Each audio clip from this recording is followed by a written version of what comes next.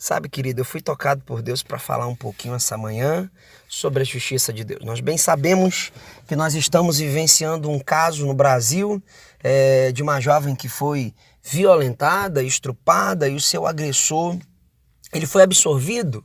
Existem casos e casos. Existe a verdade do ponto de vista dela, a verdade do ponto do agressor e a verdade dos fatos. Mas isso me fez refletir sobre a justiça de Deus. É bem verdade, querido, que a justiça de Deus, ela por muito tempo, e principalmente no século que estamos vivendo, o século XX, nós observamos que apregoar-se um Deus de justiça vindicativa, equitativa, distributiva ou distributiva. E sabe o que é interessante, amado? Que essa preocupação das pessoas granjearem méritos com sacrifícios, tá? Eles tinham o entendimento dessas privações, dessas duras penitências, dessas mortificações, e assim pensavam que fazendo assim, eles teriam a justiça de Deus sobre a sua vida. O nome de uma mulher católica chamada Lisieux, ela dá ideia, e ela até mesmo escreve sobre isso. Ela vai ter o pensamento seguinte: e pensavam nas almas que oferecem como vítima a justiça de Deus, para desviarem e atraírem sobre si os castigos reservados aos inculpáveis. Olha só que interessante. Habitualmente o Deus justo, o Deus de misericórdia, está na concepção da justiça divina. Gerou sépticos, esses pensamentos, gerou agnósticos, esses pensamentos, ateus e pessoas indiferentes.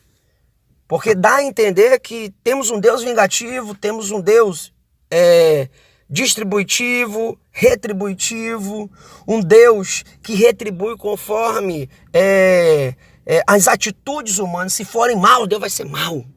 Se forem bons, Deus vai ser bom.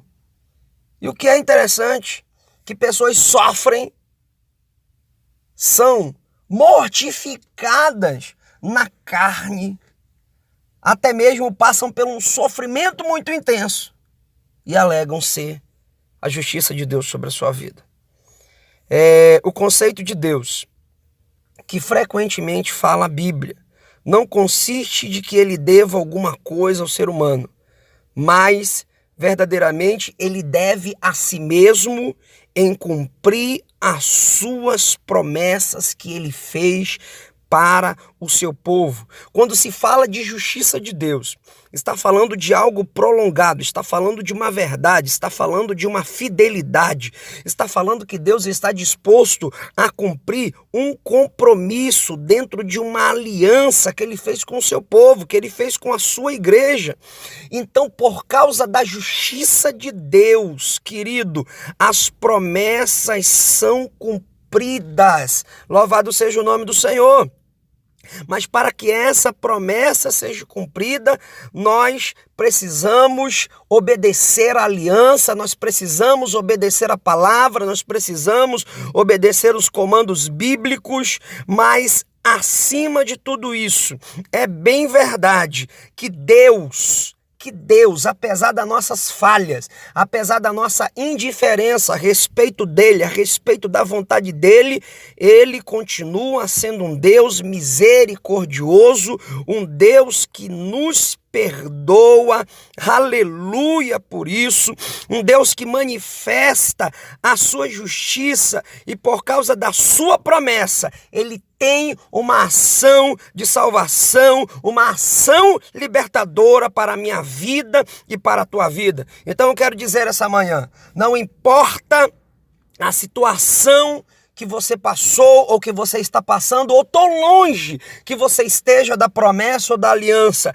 existe um Deus que quer essa manhã fazer uma intervenção divina, uma intervenção de amor, uma intervenção de misericórdia e fazer algo inexplicável. O que é, pastor? Fazer justiça. Como é que ele vai fazer justiça? Num sentido de te trazer de volta, num sentido de te tirar do caminho do castigo, num sentido de tirar você do caminho da perdição e te trazer novamente para o caminho de vida, o caminho salvífico, o caminho de salvação, o caminho que te conduzirá aos cumprimentos de todas as promessas de Deus para a sua vida. E as promessas são boas e as promessas são poderosas. Deus te abençoe essa manhã. Quem vos fala é o pastor Marcelo Cordoville. Tamo junto.